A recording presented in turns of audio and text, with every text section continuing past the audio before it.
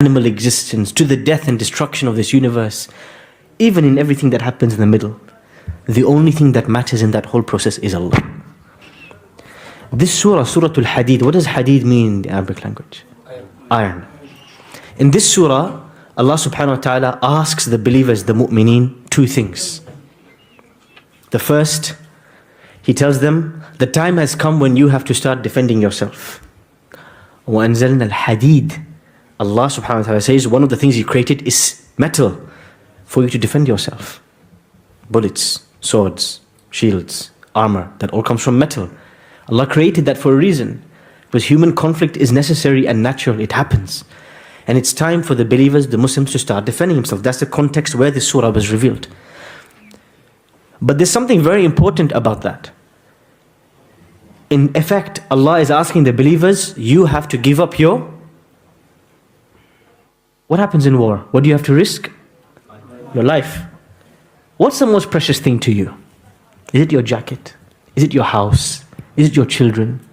What's the most precious thing to any human being? Naturally, it's your life. It's your life. In effect, this surah is saying to the believers, people who believe, you say, La ilaha illallah, right? Today is the test. Will you give your life for His sake? This is really what Allah is asking the believers. Are you ready to give your life for His sake? This is the test. And not just that. Allah subhanahu wa ta'ala, war is expensive. One of the core commandments in this surah is what? Spend in the path of Allah. Spend for the sake of Allah. What's the second most precious thing to a human being after his life? Money. His money. This surah, Allah subhanahu wa ta'ala is asking the most difficult thing to every believer. Give the things that are most, give the things most precious to you, give it up for Allah's sake. And you know what? Many people cannot do it. Many people cannot do it. A whole host of people, when it came time to war, they said, you know what, we're a bit busy at home. شَغَلَتْنَا أَمْوَالُنَا وَأَهْلُونَا فَاسْتَغْفِرْ لَنَا. O Prophet of Allah sallallahu alaihi wasallam, we're just a bit busy with our family, our kids, you know the whole deal. You guys go ahead. That's why in this surah, what does Allah subhanahu wa ta'ala say about those things that keep us busy from giving, sacrificing for His sake? What does He say about those things? اعلموا أنما الحياة الدنيا لعب وله. People, this life is play, it's amusement, it's a competition between people to gather objects, trinkets, status items, promotions, money, houses. This is play, it's a circus. But there is something greater than this circus that you can aspire to. It is the pleasure of Allah. It is such that in this surah, this is probably one of the only surahs in the Quran where Allah subhanahu wa ta'ala scolds the Prophet's companions. Because the surah is revealed in Medina after they got comfortable. And in fact, some of the narrations say they started joking around too much and they got really comfortable. And they had an army and they had wealth and they had protection. And their hearts started to become hard. They started to find it difficult to give up things for the sake of Allah. So Allah revealed in this surah, أَلَمْ يَأْنِ لِلَّذِينَ آمَنُوا أَن تَخْشَعَ قُلُوبُهُمْ لِذِكْرِ اللَّهِ. Hasn't the time come for the believers' hearts to be softened when Allah's name is mentioned? This is the surah. It scared the believers in Medina. Because Allah is saying to them, guys, what time is it? It's time for your hearts to soften. All this time, your hearts are hardening now. No, now is the time for your hearts to soften for my sake. So Allah is asking in this surah, He's asking the believers to give themselves up for His sake. Their lives, their wealth, their energy, their families, whatever they consider beloved to them, Allah is saying, if you truly are someone of La ilaha illallah, if Allah matters to you and nothing else, show me what you can give for me. This is why one of the greatest verses in the Quran, when Allah subhanahu wa ta'ala says, وَمِنَ النَّاسِ مَن يَشْرِي نَفْسَهُ ابْتِغَاءَ مَرْضَاتِ اللَّهِ وَاللَّهُ رَءُوفٌ بِالْعِبَادِ. Some people are willing to give themselves for the sake of Allah. And Allah is most merciful to His slaves. All of this, before Allah subhanahu wa ta'ala tells the believers, you have to give everything up for my sake. Are you ready? He starts by reminding them who He is. You will never be able to give up something for the sake of Allah. You will never be able to give up something for the sake of Allah. Whether it's your wealth, whether it's your life, whether it's your time, whether it's your energy. You will not.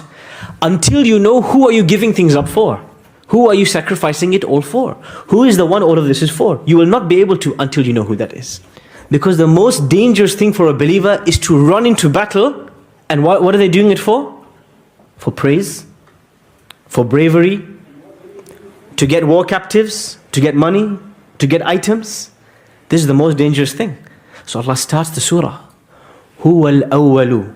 He was there before anything was there.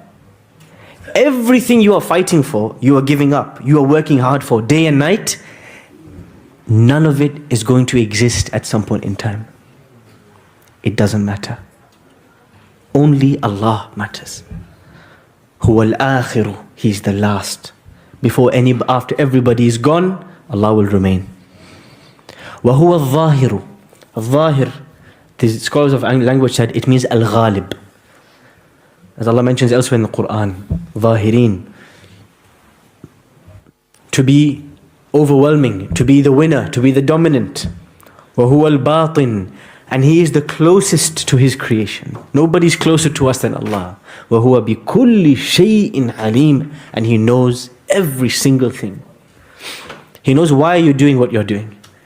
So don't just follow the commandments of Allah outwardly and inside something is dead inside. That sincerity is not there. Stay in your place better. Don't come out.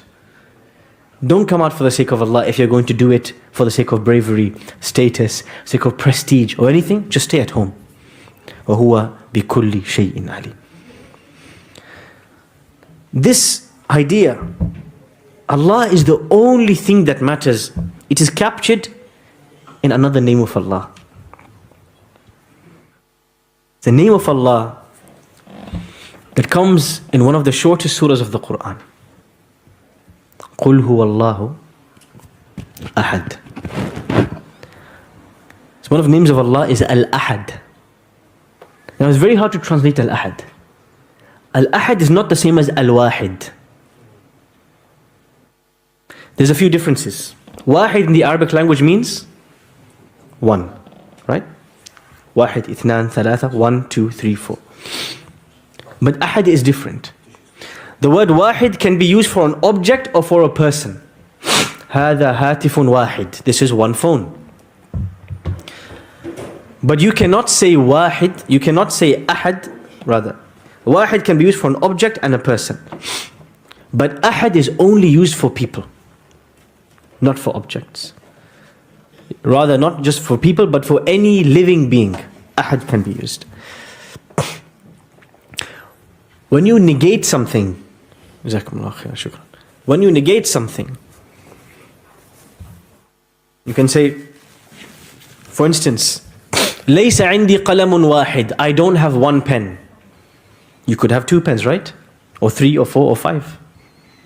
So when you say, I don't have one pen, you could still have more than that.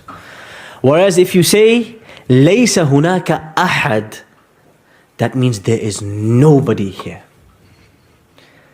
Ahad is not just one, it is unique. It is not just one, it is best translated as the one and only. قُلْ هُوَ اللَّهُ أَحَدٌ. Allah is the one and only thing that matters to me. Such a small word, but so deep in meaning. The Prophet ﷺ is reported to have said, مَنْ جَعَلَ الْهُمُومَ هَمًّا وَاحِدًا كَفَاهُ اللَّهُ هَمَّ دُنْيَاهُ وَمَنْ تَشَعَّبَتْهُ الْهُمُومُ لَمْ يُبَالِ اللَّهُ فِي أَيِّ أَوْدِيَةِ الدُّنْيَا هَلَكَ. Whoever makes all of his worries, all of your worries in life, you just combine them into one concern. The concern for Allah subhanahu wa ta'ala. The Prophet ﷺ is reported to have said, if you only have one worry in your whole life, the worry is Allah pleased with me. If this is your only main worry, main concern in life, all of your other worries will feel like nothing. But if you have so many worries, so many things that matter so much to you, you are pulled in all directions, Allah does not care which valley in this world you die in. This hadith is reported, is disputed in its authenticity, but its meaning is sound. We have so many things that pull our minds and attention these days.